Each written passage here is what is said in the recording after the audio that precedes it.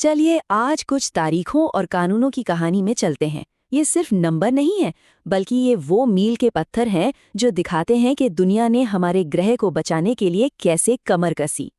हम सब world environment day के बारे में सुनते तो हैं, पर क्या कभी ये सोचा है कि ये हमेशा 5 जून को ही क्यों होता है?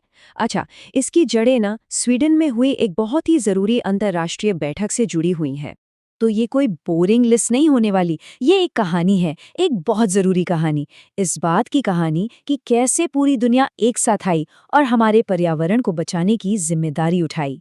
तो हमारी कहानी की शुरुआत होती है उस दौर से जब दुनिया को पहली बार यह एहसास हुआ कि हमारे ग्रह के संसाधन हमेशा के लिए नहीं है। आप कह सकते हैं एक तरह की वैश्विक जागृति हुई। और फिर आया 70 का दशक, जो एक क्रांति से कम नहीं था। पहली बार दुनिया भर के देश इस बात पर सहमत हुए कि पर्यावरण की सुरक्षा किसी एक देश का काम नहीं, बल्कि हम सबकी साझा जिम्मेदारी है। तो चलिए थोड़ा टाइम में पीछे चलते हैं 70 के दशक में और देखते हैं कि वो कौन सी बड़ी घटनाएं थीं जिन्होंने इस ग्लोबल एक्शन की नींव रखी। ये 3 साल 1971, 72 और 73, ये तो बिल्कुल गेम चेंजर थे। इन्होंने पर्यावरण को बचाने की पूरी कहानी ही बदल दी। देखते हैं कैसे। शुरुआत करते हैं 1971 के रामसर कन्वेंशन से। ये दुनिया का पहला ऐसा बड़ा समझौता था जो खास तौर पर वेटलैंड्स को बचाने के लिए हुआ था।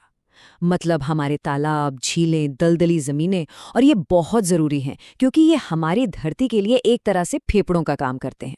और मजे की बात यह है कि जिस दिन इस पर साइन हुए थे, यानी 2 फरवरी, उसी दिन को आज हम सब वर्ल्ड वेटलैंड्स डे के तौर पर मनाते हैं।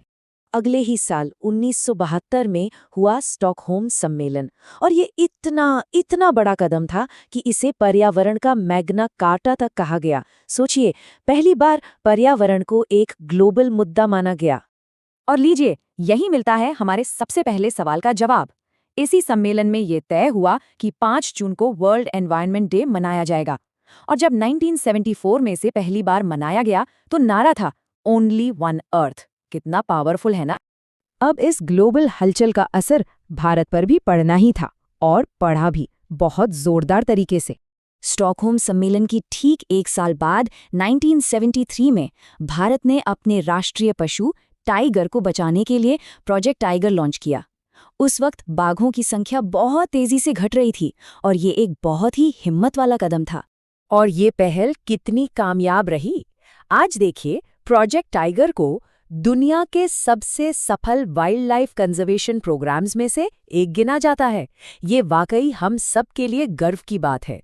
तो इस नई जागरूकता के साथ साथ कई और खास दिन भी मनाए जाने लगे जो हमें प्रकृति के अलग अलग पहलुओं की याद दिलाते हैं। जैसे कि वन्य जीवों के लिए, जंगलों के लिए, पानी के लिए, यहाँ तक कि हमारी धरती के लिए भी एक खास दिन। और हाँ, अंतर्राष्ट्रीय बाघ दिवस भी। ये सब हमें याद दिलाते हैं कि पर्यावरण को बचाना सिर्फ किसी एक चीज के बारे में नहीं है, बल्कि हर एक हिस्सा जरूरी है। अब बात करते हैं एक ऐसी कहानी की जो ये साबित करती है कि जब पूरी दुनिया एक साथ आ जाए तो नामुमकिन भी मुमकिन हो जाता है। ये कहानी है ओजोन परत को बचाने की। तो हुआ ये कि 1987 में वैज्ञानिकों ने एक बहुत बड़ी और डरावनी खोज की। कुछ केमिकल्स जैसे CFCs जो हमारे फ्रिज और AC में इस्तेमाल होते थे, वो हमारी ओजोन परत में छेद कर रहे थे। ये एक ग्लोबल अलार्म था और दुनिया ने फौरन एक्शन लिया। मॉन्ट्रियल प्रोटोकॉल साइन किया गया जिसका सिर्फ एक मकसद था, इन खतरनाक केमिकल्स को बंद करना। और पता है क्या हुआ? ये काम कर गया। आज हमारी ओजोन परत धीरे धीरे ठीक हो रही है। और ये ऐतिहासिक समझौता 16 सितंबर को हुआ था। इसीलिए हम हर साल इस दिन को वर्ल्ड ओजोन डे के तौर पर सेलिब्रेट करते हैं। ये एक सच्ची जीत है।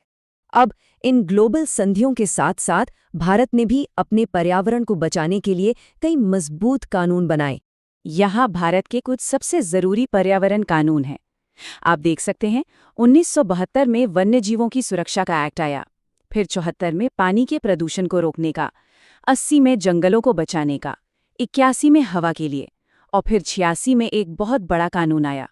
हाँ, तो इनमें से जो 1986 का पर्यावरण संरक्षण अधिनियम है ना, वो सबसे खास है। इसे अम्ब्रेला एक्ट भी कहते हैं।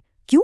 क्योंकि ये एक छाते की तरह बाकी सभी पर्यावरण से जुड़े कानूनों को अपने दायरे में ले लेता है और केंद्र सरकार को एक्शन लेने के लिए बहुत सारे अधिकार देता है। तो हमने ये पूरा ऐतिहासिक सफर देख लिया, वैश्विक संधियों से लेकर भारत के कानूनों तक। अब सवाल ये है कि हम इस विरासत से आगे क्या सीखते हैं। रामसर कन्वेंशन से लेकर भारत के अम्ब्रेला एक्ट तक ये सारी घटनाएं आपस में जुड़ी हुई हैं। ये वो नींव है, वो फाउंडेशन है जिस पर आज हमारे पर्यावरण की सुरक्षा की पूरी इमारत खड़ी है। देखिए, इतिहास ने हमें ये तो दिखा दिया है कि जब हम सब एक साथ आते हैं तो बड़े से बड़े खतरे का सामना कर सकते हैं। लेकिन आज हमारे सामने क्लाइमेट चेंज जैसी नई और शायद पहले से भी कहीं ज्यादा बड़ी चुनौतियां हैं। तो सवाल ये उठता है, क्या हम उस विरासत को आगे बढ़ाने और भविष्य की इन चुनौतियों का सामना करने के लिए तैयार हैं? ये एक ऐसा सवाल है जो हम सबको खुद से पूछना होगा।